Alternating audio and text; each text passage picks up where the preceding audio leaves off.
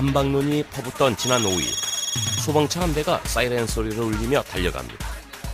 현장에 도착한 곳은 광진구의 한 오피스텔 앞. 승용차 한 대가 건물 담벼락을 부수고 정지해 있습니다. 당시 상황으로서는 승용차 한 대가 내리막길에서 그대로 미끄러져서 인도를 침범하고 담장을 들이박는 상황이었고, 뒤따르던 택시 한 대가 정면으로 미끌려 인도로 돌진한 상태였습니다. 그 옆에 또 다른 차량 두 대는 중앙선을 넘어서 서로 충돌한 상태였으며 총 차량 4대가 눈길로 인해 제어를 하지 못하고 사고를 낸 상황이었습니다. 계속해서 내리는 하얀 눈에 오피스텔 앞은 아수라장이 됐는데요. 승용차 2대도 닿을 듯 말 듯 아슬아슬하게 멈춰서 있는가 하면 택시도 쌓인 눈에 미끄러져 옴짝달싹 못하고 있습니다. 아직 눈이 쌓여있는 올림픽대로 차들이 뒤엉켜 있습니다. 승용차는 아예 뒤집혀 있는데요. 지난 6일 새벽 올림픽대로 가양대교 부근을 달리던 청소차와 승용차 2대가 눈길에 미끄러지면서 추돌한 것입니다. 이 사고로 청소차 운전자 등 3명이 다쳐 병원으로 옮겨졌습니다. 지난 7일에도 송파구 문정동 가든5 앞 삼거리에서 3.5톤 화물트럭과 4.5톤 화물차가 눈길에 미끄러지며 신호대기 중이던 15톤 트럭을 들이받는 사고가 발생했습니다. 이 사고로 3.5톤 화물트럭 운전자 등 3명이 차량에 끼어 배와 다리를 다쳤습니다. 겨울철에는 눈길에서 방심하다가 미끄러지는 교통사고가 자주 발생하게 되는데요. 눈길이나 빙판길에서는 아무리 베테랑 운전자라도 조심히 운전해야 합니다. 눈길 및 빙판길 사고 유형으로는 브레이크를 잡았는데 차가 제대로 서지 않고 밀리면서 앞차를 들이받는 경우, 또 차가 오른쪽으로 미끌려 인도로 침범하는 경우, 또 차가 왼쪽으로 미끌려 중앙선을 침범하는 경우, 또 차가 한 바퀴 뒤로 돌아 미끌리는 경우, 그런 경우들이 있겠고, 무엇보다 위험한 것은 차가 운전자 마음대로 제어가 안 되기 때문에 어떤 위험을 동반할 수 있을지 예측 불가능합니다. 그러기에 더욱 위험하다 할 수 있습니다. 눈이 쌓인 도로에서 화물차는 특히 더 주의를 기울여야 하는데요. 교통안전공단이 겨울철 눈길 교통사고 치사율을 조사한 결과 화물 자동차의 치사율이 승용차보다 약 2배 정도 높았습니다. 최근 3년간 승합차, 화물 자동차의 눈길 교통사고는 총 1,706건으로 모두 58명의 사망자가 발생해 전체 눈길 교통사고의 22.3%를 차지했는데요. 특히 눈길 사고 100건당 치사율은 화물 자동차 3.93명, 승합차 2.51명, 승용차 2.32명으로 나타났습니다. 그렇다면 눈길 교통사고를 막는 가장 안전한 방법은 무엇일까요? 바로 속도를 줄이는 저속 운행입니다. 눈길이나 빙판길은 안전거리를 유지하고 커브길이나 다리 위, 터널을 지날 때에는 미리 속도를 낮춰야 합니다. 또 유리창에 내린 설이나 성에를 완전히 제거하는 것도 사고를 예방하는 지름길입니다. 안전거리를 유지하며 천천히 서행하면 사고를 줄일 수 있겠지만, 경사진 곳에서나 아주 미끄러운 곳에서는 천천히 가도 차가 제멋대로 미끄러지는 경우가 많습니다. 따라서 눈이 많이 내린 날은 자가용을 운행하시지 마시고 대중교통을 이용하는 것이 최선이라고 생각합니다.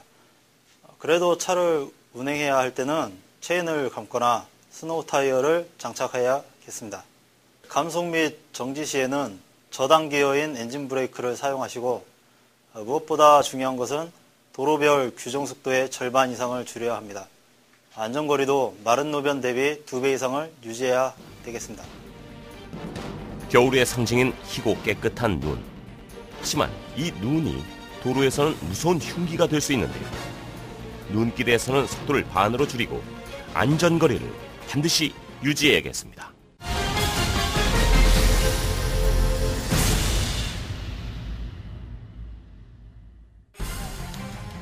중랑구의 한 다세대 주택.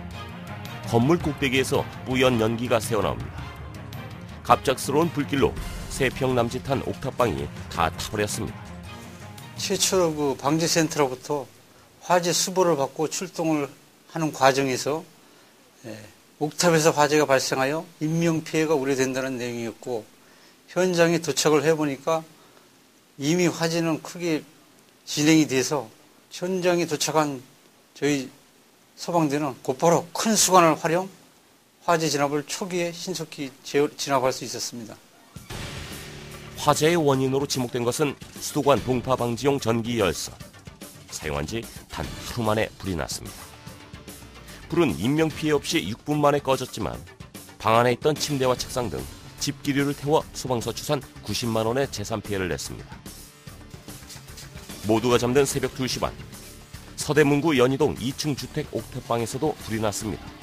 방 안에 수도 배관 부근에서 시작돼 내부를 태우고 5분 만에 꺼졌는데요.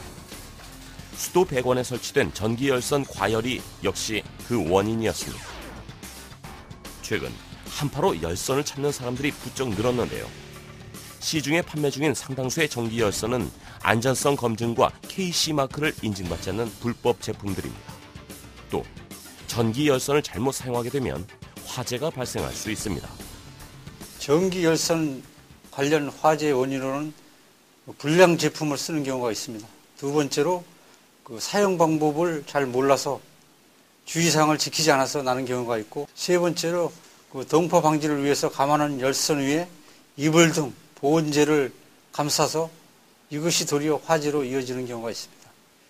전기 열선은 KC 제품 등 안정이 검증된 제품을 사용하셔야 하고, 가능한 경우에는 온도 조절기가 부착된 전기 열선을 사용하는 것이 안전합니다. 전기 열선을 설치하실 때에는 전기 열선이 겹치지 않도록 설치를 해 주셔야 하고, 전기 열선을 감은 경우에는 보온재를 덮지 않아야 하며, 기온이 영상으로 올라갈 때에는 전원 플러그를 빼서 전원을 차단해 주셔야 합니다. 특히 수도 계량기를 녹이기 위해 직접 불을 쬐는 것은 금물입니다. 실제로 올해 1월 중순에도 토치나 휴대용 가스 버너를 사용해 수도관을 녹이려다가 화재 사고가 잇따랐는데요. 만약 동파가 발생했을 때 50에서 60도 정도의 따뜻한 물수건을 사용해 수도 계량기나 수도관 주위를 골고루 녹이면 그 효과가 있습니다. 불가피하게 헤어드라이어나 화기류를 사용할 때에는 주의를 기울이고 소화기를 비치하여 만일의 사고에 대비해야 합니다. 예방이 최선인 수도관 동파 사고. 올바른 전기 열선 사용으로 수도관 동파도 막고 화재도 예방해야겠습니다.